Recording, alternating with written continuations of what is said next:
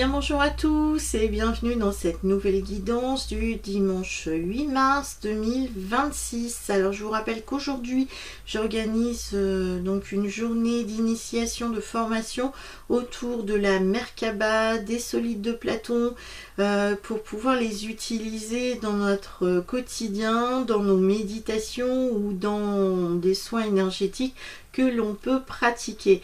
Donc c'est une formation qui est vraiment très enrichissante et intéressante. Donc écoutez, il reste encore de la place aujourd'hui dimanche et donc autrement, n'hésitez pas, si cette formation vous intéresse, à me contacter, même s'il n'y a pas forcément les dates d'inscrites sur mon site internet. Je peux tout à fait m'adapter en fonction aussi des besoins, des demandes, et puis surtout si vous êtes à distance, on peut organiser ça aussi sans problème. Voilà. Donc, quelles sont les cartes qui ressortent en cette journée? Alors, la première carte, c'est la carte miroir qui ressort. Miroir, mon beau miroir. Donc, c'est un petit peu ça. On nous demande de nous regarder aussi en face, de regarder qui nous sommes. Le miroir, c'est tout ce qui est en lien avec la voyance, la clairvoyance. Le miroir, c'est aussi tout ce qui nous est projeté. Donc si on le met à l'époque d'aujourd'hui, on pourrait dire tiens, pourquoi pas, ça pourrait être la télévision, internet, donc tout ce qui est écran. Finalement le miroir, c'est un écran qui nous renvoie une image, voilà, qui nous renvoie une image. Donc ce miroir, c'est assez intéressant parce qu'il y a des choses qui nous sont renvoyées. Voilà. La deuxième carte qui ressort, c'est la carte de la mort. Donc à partir du moment où on a la mort, alors soit on pourrait nous renvoyer des images qui sont plutôt morbides, on va dire, des images qui nous montrent plutôt des morts, des choses qui ne sont pas forcément très belles, des choses qui correspondent à un effondrement, des situations qui reflètent des situations que l'on peut voir au niveau du monde entier avec tous ces conflits. Donc là, ça pourrait être ça. Mais la mort, c'est aussi la transformation. C'est aussi comme une résurrection, c'est-à-dire qu'il faut la fin de quelque chose pour atteindre un nouvel objectif. Donc là, au niveau du miroir et de la mort, donc on peut avoir plusieurs significations. Donc là, on pourrait être par exemple face à un passage intéressant, quelque chose que l'on refuse de voir. Ça pourrait être ça. On refuse de voir. On est bloqué sur quelque chose et on refuse d'aller plus loin. Et donc cette mort, c'est comme une fin, quoi. C'est comme la fin d'une phrase. Donc voilà, on refuse de regarder les choses en face. On refuse d'aller regarder ce qui peut faire mal. Ce qui pourrait blesser, ce qui pourrait faire souffrir. Et donc je ne veux pas voir. C'est un peu ça, la mort. Je veux pas voir. Hein. Après, on peut avoir une autre interprétation aussi. Il pourrait y avoir aussi, on va dire, des entités qui sont là, qui nous empêchent de voir clairement les choses. Ça pourrait aussi être de la communication, surtout avec le miroir, c'est tout ce qui est en lien avec la voyance, la clairvoyance.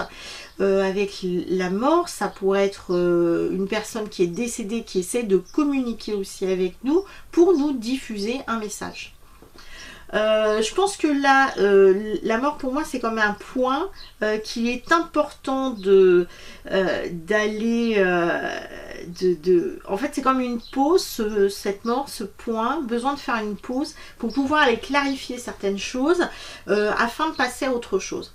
On ne peut pas continuer par exemple un livre, une histoire, si on n'a pas été au bout de la phrase, si on n'a pas compris la phrase qui a été donnée, transmise.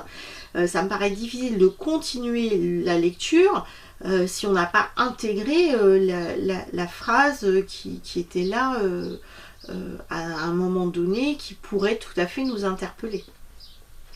Donc je pense que ça pourrait être intéressant d'aller regarder aussi à l'intérieur de soi qu'est-ce qui bloque, qu'est-ce qui empêche d'avancer, ou simplement, comme je vous ai dit, ça pourrait être quelqu'un de l'autre côté qui pourrait aussi nous transmettre une information, un message durant cette journée-là. Ensuite, les cartes qui ressortent au niveau d'Arthur, c'est le roi de Graal. Donc le roi de Graal, on va dire, c'est comme un gardien, c'est quelqu'un d'intéressant, c'est lui qui garde aussi des secrets qui pourraient tout à fait nous dévoiler certaines choses. Donc là, il va émettre une sorte d'éclaircissement, mais assez sage dans sa manière d'être, de faire. D'ailleurs, regardez-le, il est branché, il est connecté à un arbre, il est branché avec des cornes sur la tête qui correspondent à des cornes d'un cerf. Donc en fait, il est connecté, il est branché, bien ancré puisqu'il est assis au sol, donc vraiment dos à un arbre. Et donc, il a une plaque juste devant, donc il reçoit, il réceptionne une information. En plus, il est à côté de l'eau, qui est symbole aussi de miroir, de voyance, de clairvoyance.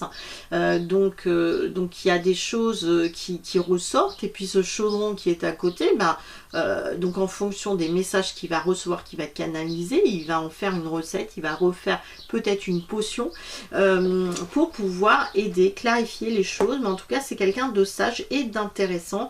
Je pense que c'est une journée où on risque pas mal de canaliser des choses, hein, à partir du moment où on est bien concentré sur soi. Ensuite, le 10 de lance nous parle, par exemple, de déléguer, savoir déléguer les choses. C'est pas forcément à nous de toujours tout faire. Ça parle aussi de réalignement, de réajustement de choses. Donc je pense qu'il y a des choses en effet à clarifier, à réaligner.